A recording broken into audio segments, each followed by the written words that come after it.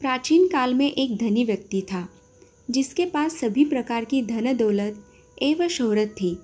लेकिन दुर्भाग्य यह था कि उस व्यक्ति की कोई संतान न थी। इस बात का दुख उसे हमेशा सताता था। लेकिन वह और उसकी पत्नी दोनों शिव भक्त थे। दोनों ही भगवान शिव की आराधना में सोमवार को व्रत रखने लगे। उनकी सच्ची भक्ति को देखकर माँ पार्वती ने शिव भगवान से उन दोनों दंपति की सूनी गोद को भरने का आग्रह किया। परिणाम स्वरूप शिव के आशीर्वाद से उनके घर में पुत्र ने जन्म लिया।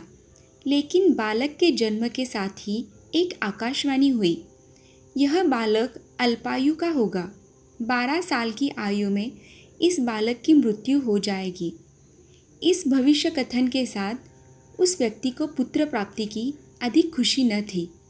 उसने अपने बालक का नाम अमर रखा। जैसे जैसे अमर थोड़ा बड़ा हुआ, उस धनी व्यक्ति ने उसको शिक्षा के लिए काशी भेजना उचित समझा।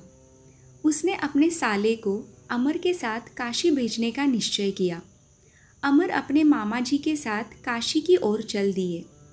रास्ते में उन्होंने जहाँ जहाँ विश्राम किया, वहाँ वहाँ उन्होंने ब्राह्मणों को दान दक्षिणा दी। चलते चलते वे एक नगर में पहुँच गए, जहाँ एक राजकुमारी के विवाह का समारोह हो रहा था। उस राजकुमारी का दूल्हा एक आँख से काना था।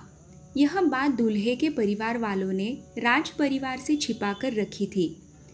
उन्हें इस बात का डर था कि यह बात अगर राजा को पता चल गई तो यह शादी नहीं होगी।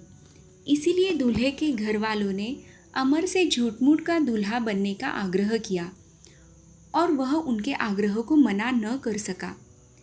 इस प्रकार उस राजकुमारी के साथ अमर की शादी हो गई। लेकिन वह उस राजकुमारी को धोखे में नहीं रखना चाहता था। इसीलिए उसने राजकुमारी की चुनरी में इस घटनाक्रम की पूरी सच्चाई लिख दी। राजकुमारी ने जब अमर के उस संदेश को पढ़ा, तब उसने अमर को ही अपना पति माना और काशी से वापस लौटने तक उसका इंतज़ार करने को कहा। अमर और उसके मामा वहाँ से काशी की ओर चल दिए। समय का पहिया आगे बढ़ता रहा। जब अमर ठीक 12 साल का हुआ, तब वह शिव मंदिर में भोले बाबा को बेल पत्तियाँ चढ़ा रहा था।